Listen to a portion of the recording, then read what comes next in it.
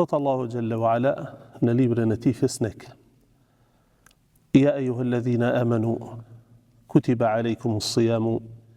kama kutiba ala alladhina min qablikum la'allakum tattaqun. O ju besimtar, Allahu e ka bërë obligim agjërimin për ju, ashtu që ishte obligim edhe atyre që ishin para jush,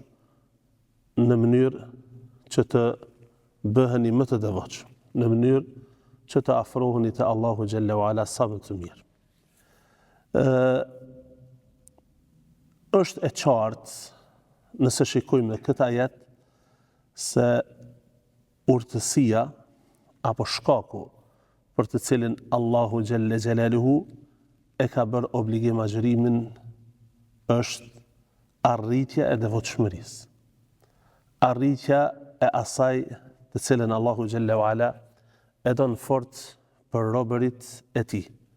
Për këtë arsye, në Kur'anin Fisnik ju drejtohet besimtarëve me thirrjen më të dashur tek Allahu Jalla wa Ala, me thirrjen më fisnike për njeriu, o ti i cili më ke besuar. Thot Ibn Mes'udi, Allahu e mëshiroft, kur Allahu njerëzve u drejtohet me këtë thirrje: o ti i cili më ke besuar mua, o besimtar, atëherë përqëndrohu fort se pas kësaj thirrjeje, ose vjen ndonjë obligim të cilin Allahu Jalla wa Ala kërkon prej nesh të realizojmë atë, vetëm e vetëm të afrohemi tek Allahu sa më mirë e sa më bukur, ose vjen ndonjë ndalesë të cilën Allahu Jalla wa Ala kërkon prej neve të largohemi prej saj. O ju cilit keni besu, Allahu e ka shkruajtur për ju agjërimin, një vepër fisnike, një vepër teje të dashur të Allahu Jalla wa Ala, siç do ta shohim më vonë.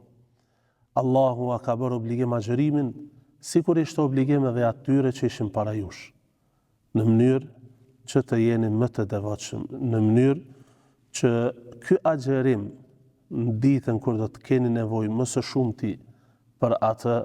ai do të ndërmjetësoj për juve.